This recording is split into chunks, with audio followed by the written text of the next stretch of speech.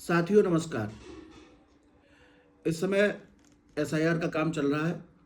पूरे उत्तर प्रदेश में चल रहा है, हमारे जनपद इटावा में भी चल रहा है। हमारे इटावा जनपद से अधिकांश जगहों से ये शिकायत आ रही है कि जो एसआईआर फॉर्म्स की फीडिंग है वो सी कैटेगरी में हो रही है, भले ही मानकों के हिसाब से उन फॉर्मों को ए और बी कैटेगरी में किया जाए। ए कैटेगरी और बी कैटेगरी वो होती है जो जिसमें लोग फॉर्म में अपना पूरा विवरण भर देंगे, अपना अभी का भी 2003 का भी, अपना स्वयं का, उनका खुद का वोट अगर 2003 में नहीं था तो उनके माता पिता का, दादा दादी का या नाना नानी का, किसी का भी रेफरेंस दे के उसको भर देंगे। वो फॉर्म ए कैटेगरी में, बी कैटेगरी में लिया जाएगा।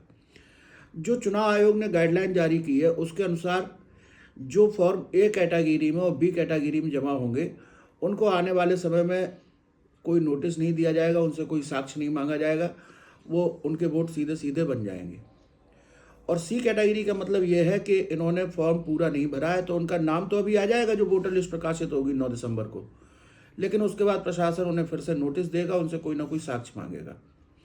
लेकिन दुर्भाग्य ये है, विडंबना ये है कि जिन फॉर्म्स को ए कैटेगरी में और बी कैटेगरी में फीड होना चाहिए तो उसका ऑप्शन ही नहीं खुल रहा है। हालांकि हम लोगों ने बात की है, चुनाव आयोग से भी बात की है, जनपद के वरिष्ठ अधिकारियों से भी बात की है, तो अधिकारियों ने आश्वासन दिया है कि हम लोग देखेंगे, अगर फॉर्म पूरा भरा है तो उनको नोटिस नहीं दिया जाएगा।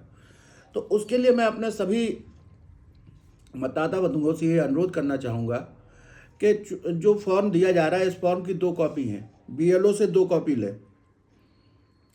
एक कॉपी को भर के जमा कर दे बीएलओ के पास और दूसरी कॉपी पर उसकी रिसीविंग ले ले। रिसीविंग जरूर ले क्योंकि समय आने पर यह साक्ष्य के रूप में काम आएगा। इसलिए मैं बार बार सबसे अनुरोध कर रहा हूं कि अपने जो भी आप लोगों ने फॉर्म भरे हैं 2 कॉपी में फॉर्म मिलेगा, क्योंकि कई जगह से ये शिकायत आ रही है कि बीएलओ केवल 1 कॉपी दे रहे हैं। आप बीएलओ से कहिए कि हमें आप दूसरी कॉपी भी दें। जैसे ही आप 1 कॉपी भरते हैं वैसे ही दूसरी कॉपी भरें। 1 कॉपी जमा हो जाएगी बीएलओ के पास, दूसरी कॉपी पर बीएलओ अपने दस्तखत करके रिसीविंग करके आपको दे देगा, जो कि आने वाले समय में आपके काम भी आएगी, और उसको सुरक्षित रखें। बहुत बहुत धन्यवाद।